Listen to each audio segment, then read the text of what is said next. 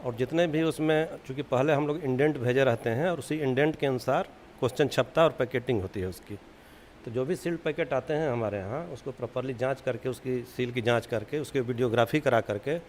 Press के प्रतिनिधि की उपस्थिति में उसके कंटेनर को खोला जाता है। इसके बाद हम उसको अपने स्ट्रॉन्ग रूम में रखवाते हैं। रखवाने के पश्चात जो विभिन्न ज़िलों में हमारी परीक्षाएं आयोजित की जानी है, तो उसके डिस्टेंस को ध्यान में रखते हुए 2 दिन 3 दिन पहले वहाँ के जो ज़िले के प्रतिनिधि आते हैं उनको बजाबते हम रिसीव कराते हैं और उसकी भी प्रॉपर वीडियोग्राफी होती है। रिसीव कराने के क्रम में हम लोग यह ध्यान रखते हैं कि जो प्राप्त करने वाले प्रतिनिधि आते हैं ज़िले से,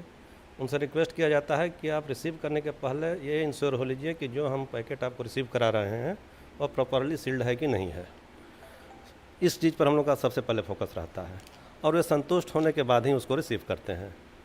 जब वो सील्ड क्वेश्चन पेपर ज़िले में जाता है तो वहाँ के स्ट्रॉन्ग रूम में रखवाने की जिम्मेदारी वहाँ के डिस्ट्रिक्ट एडमिनिस्ट्रेशन की है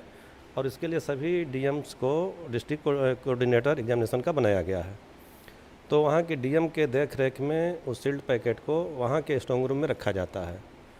और आयोग का डायरेक्शन है कि जिस दिन परीक्षा होगी,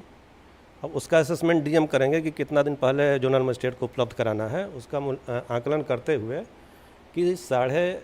परीक्षा आरंभ होने के आधा घंटा पहले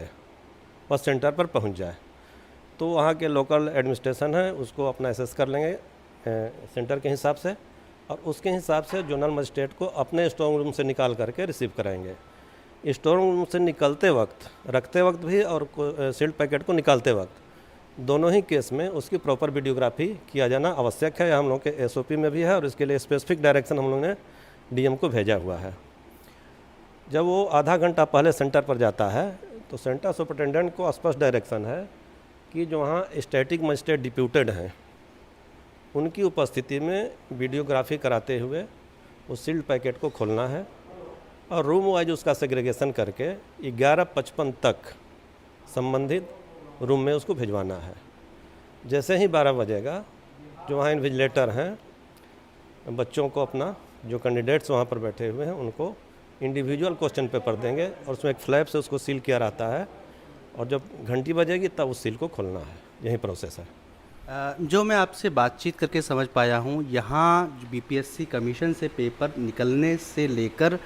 जो 11:45, अगर हम कहें कि मान लीजिए 12 बजे पेपर है और 11:45 तक उसको जो सेंटर सुपरिटेंडेंट के कमरे से बाहर निकलेगा,